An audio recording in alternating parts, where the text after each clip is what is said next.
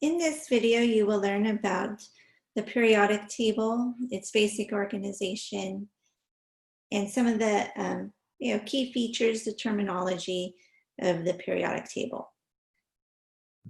All right, so the first periodic table was developed between 1869 and 1871, and it was published by Dmitry Mendeleev. Okay, he was a Russian scientist who studied in St. Petersburg. There's an element 101 named after him, and also there's a crater on the moon named after him. He had organized the periodic table by the mass of the elements. And this worked out pretty well, except that sometimes the numbers didn't really line up. So let's just take a zoom in here. Let's take a look at an example. So here you can see argon is 39.95, but potassium is 39.10. So if we were organizing by mass, potassium would come before argon. And that didn't really work out based on their properties, because argon is a gas and it behaved like these other noble gases. Potassium is a metal and it behaved like the other alkali metals. And so organizing by mass didn't work out in the end, but the modern periodic table was arranged by the atomic number. So the number of protons in the nucleus, and that worked out perfectly. So that elements within this vertical column, which we call a group, right, they have similar properties to each other. Okay. And so like we've already discussed in previous videos, that this left-hand side over here has the metals. These are your metalloids. And over here on the upper right are your non-metals, but also including hydrogen. And the transition metals, right, are here in between. And this inner transition metal block will insert right there. We just write it like this, otherwise the table would be very long. Okay. All right, I might have already used some of these terms, but a vertical column on the periodic table is called a group. That's the term we use for a vertical column. So this is group 1, this is group 2, this is group 3. And then a period has to do with a horizontal row. So this is, and there's 7 of them. So period number 1, period number 2, number 3, 4 is labeled, 5, 6, and 7. Those are the periods, and they are horizontal rows. And they also correspond to those shells, right, those onion layers. All right, the representative elements, right, this has to do with those found in these 2 blocks of the periodic table, right, this 1 and 2, and these 6 over here. Remember, they're the ones that make up the octet. So when we were counting across, right, 1, 2, 3, 4, 5, 6, 7, 8. Right? These are called the representative elements if they're found in this block, right, or that block. Okay? And in between, what separates them, right, are the transition elements. So these are a lot of metals, the transition metals. Specific names for the groups, right? So 1A is known as the alkali metals, 2A, the alkaline earth metals, 7A are the halogens, and 8A are the noble gases.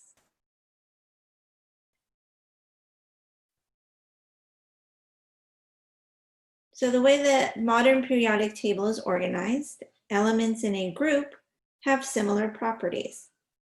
So like all the alkali metals, they only have 1 electron, right, in their outer shell. Therefore, they have a tendency to lose that very easily. And therefore, they are very reactive elements. In fact, you will not find an alkali metal in its neutral state. naturally on Earth. They have to be created in the laboratory.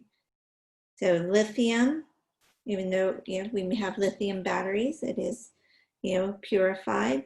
If you put lithium in water, it would react. It's very reactive. It would start to fizzle. Sodium, it's actually more reactive. You put it in water and you might see a little flame, right? Potassium is more explosive. This is potassium in the picture. Just a little chunk of potassium in water, you'll get an explosion, right? And it produces hydrogen gas, so that's why you will also see the burning of the hydrogen gas. Okay, but the point is that in a group, you will have similar properties.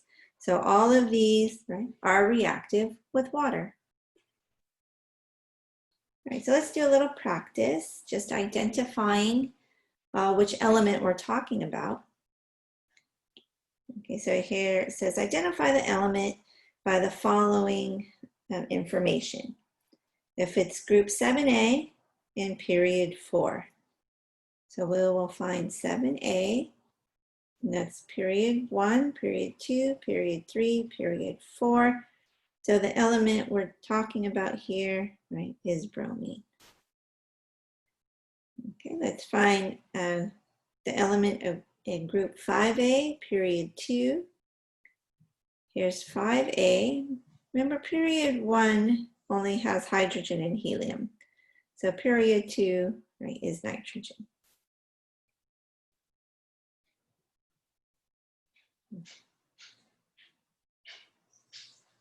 Right, the metals, the nonmetals, and the metalloids. Okay. Remember, the metals are located on the left. So most of the elements on the periodic table are metals.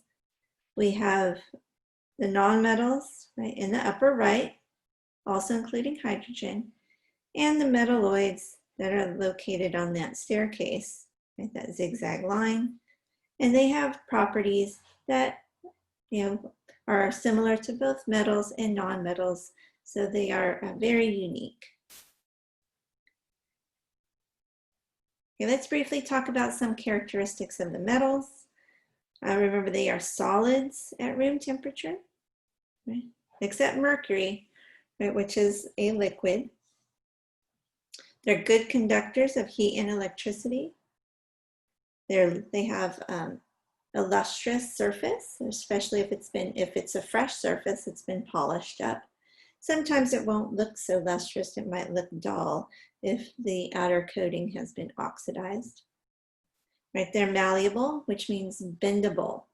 And this is a new word for you, it's called ductile. And that means that it can be pulled into wires. So like copper is very ductile, so is silver. And those can be stretched into wires.